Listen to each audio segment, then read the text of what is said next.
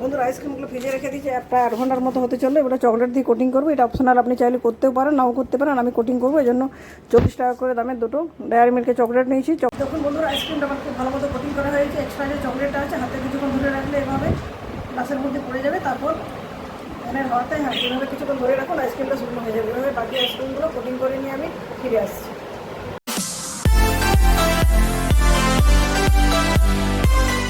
নমস্কার বন্ধুরা, আমার চ্যানেলে আর একটি নতুন রেসিপির সাথে আপনাদের সবাইকে স্বাগত জানাচ্ছি। এখন প্রচণ্ড গরম পড়েছে। গরমে বিভিন্ন ধরনের ঠান্ডা খাবার খেতে আমরা পছন্দ করি। বিভিন্ন ঠান্ডা জিনিসের মধ্যে অন্যতম হলো আইসক্রিম আমরা সকলে বাড়িতেও বানাই বা বাজার থেকেও কিনে খাই।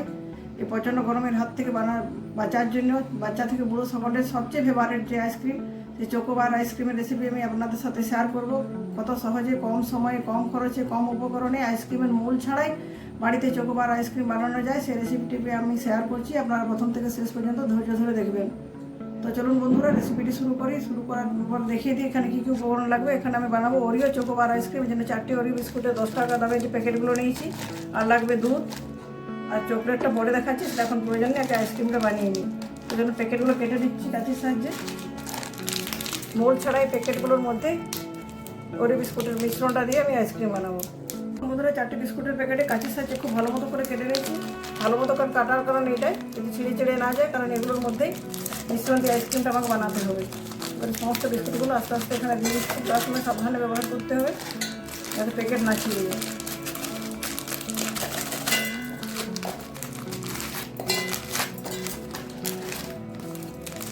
ওরিও বিস্কুট খুব টেস্টি, খেতে খুবই ভালো লাগে।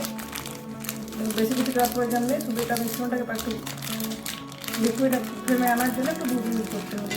তো চলুন, সমস্ত বিস্কুটগুলো মিক্সিং জারে দেওয়া হয়ে গেছে। প্রথমে একটা পাউডার বানিয়ে নিয়ে আসছি, তারপর এখানে দুধটা অ্যাড করে দেখাবো।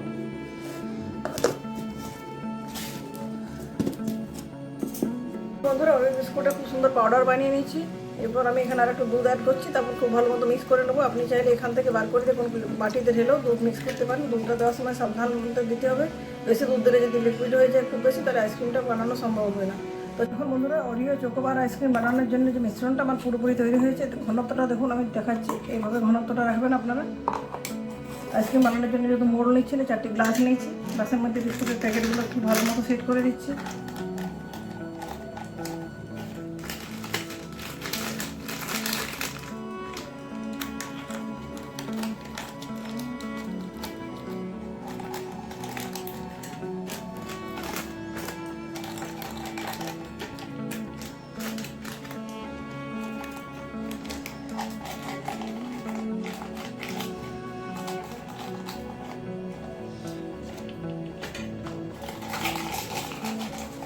মিশ্রণটা আস্তে আস্তে প্যাকেটের মধ্যে ঢেলে দিচ্ছি। প্যাকেটটা পুরো ভর্তি করার প্রয়োজনে 1/3 ভর্তি করলেই হবে।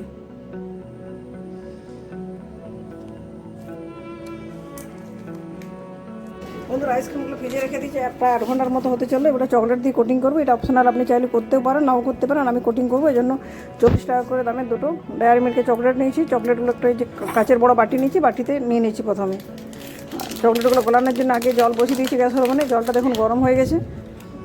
চকলেটটা গলিয়ে নেওয়ার জন্য গ্যাসের ওভেনে বসিয়ে দিচ্ছি গরম জল সসপ্যানে। জলটা গরম হয়ে গেছে, গ্যাসের ফ্লেমটা একদম লোতে দিয়ে দিচ্ছি। তারপর এর উপরে কাচের বাটাটা বসিয়ে নেড়েচেড়ে চকলেটটা গলিয়ে নিচ্ছি। এবারে চামচ দিয়ে কিছুক্ষণ নাড়াচাড়া করতে করতে চকলেটটা পুরোপুরি মেল্ট হয়ে যাবে।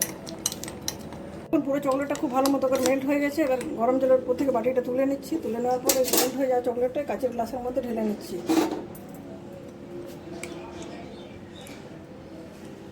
এখন বন্ধুরা 8 ঘন্টা পর আইসক্রিমগুলো ফ্রিজ থেকে বার করে নিয়ে এসেছি। আইসক্রিমগুলো পারফেক্টভাবে আমার জমে গেছে। একটা কাঁচির সাহায্যে কেটে নিয়ে এই যে ওরিও বিস্কুটের প্যাকেটটা ফেলে দিচ্ছি।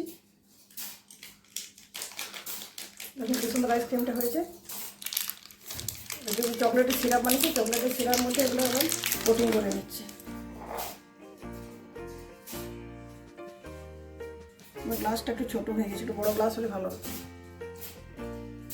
তখন বন্ধুরা আইসক্রিমটা আমার খুব ভালো মতো কোটিং করা হয়েছে। এক্সট্রা যে চকলেটটা আছে হাতে কিছুক্ষণ ধরে রাখলে এভাবে গ্লাসের মধ্যে পড়ে যাবে। তারপর ফ্যানের হাওয়াতে এভাবে কিছুক্ষণ ধরে রাখুন, আইসক্রিমটা শুকনো হয়ে যাবে। এভাবে বাকি আইসক্রিমগুলো কোটিং করে নিয়ে আমি ফিরে আসছি।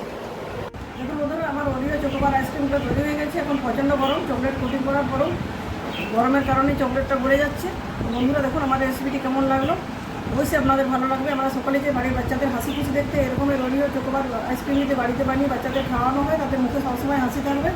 তো আমরাও সেদিন বাচ্চারা যদি হাসি খুশি থাকে আমরাও ভালো থাকবো। তো বন্ধুরা, আশা করছি আমার রেসিপিটি আজকে আপনাদের খুবই ভালো লাগবে। ভালো লাগলে ভিডিওটিতে লাইক, শেয়ার এবং চ্যানেলটি সাবস্ক্রাইব করে আমার পাশে থাকবেন। আজকের মতো এই পর্যন্ত, পরের দিন ফিরে আসছি নতুন কোনো রেসিপির সাথে। ধন্যবাদ।